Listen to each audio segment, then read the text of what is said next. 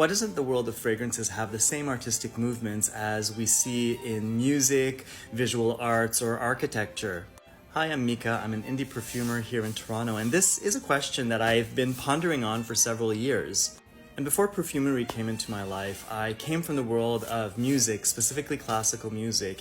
I studied and majored in classical piano, and I also worked for around 20 years in the world of classical music for different orchestras.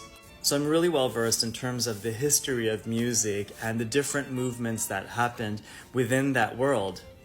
And when I arrived in the world of perfumery, it was very clear that these different movements didn't seem to affect or influence in any way the history of perfumery.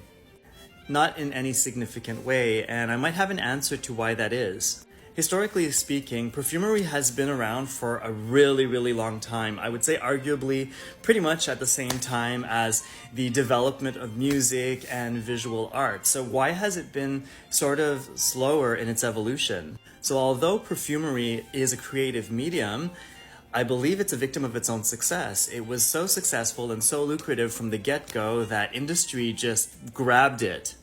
So it was an art form that was really quite self-sustaining in a way and extremely popular. So industry sort of shaped the direction that perfumery went towards that was influenced by the market's expectations. So yes, they could take a few calculated risks, but really mostly just to create novelty to get more people to buy.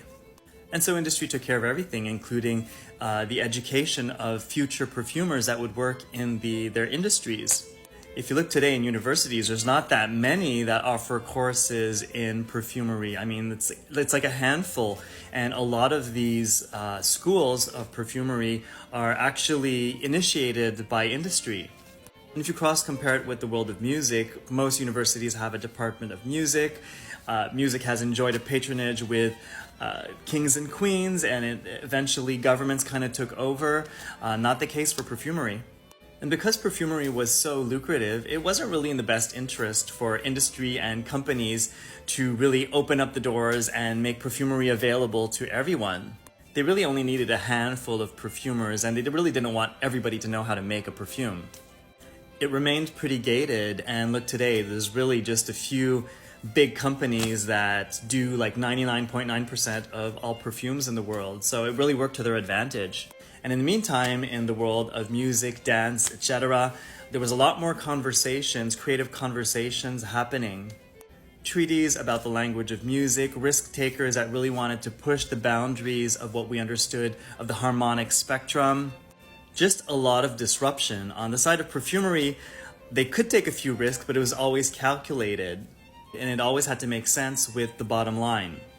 But I think right now is a really exciting time in perfumery. We're having these conversations. There's an awareness that is there. And as a perfumer, I sort of talk about perfumery like a finite concept that lives within a bottle, but we now talk about scent artists that are beyond perfumery, who are just using scent as a medium as part of their art and installations, etc. And I think organizations like the Institute for Art and Olfaction is really instrumental in widening our understanding of the art of scent.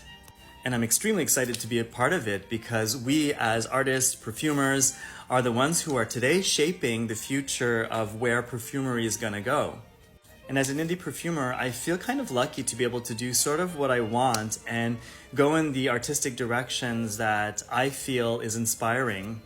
And I really consciously chose to use perfumery as a medium of artistic expression. I really tried to isolate myself from all of the trends, what's fashionable, because I'm really trying to carve my own way and my own understanding of this medium. And I really hope you join me on this fascinating journey of exploration and self-expression through scent.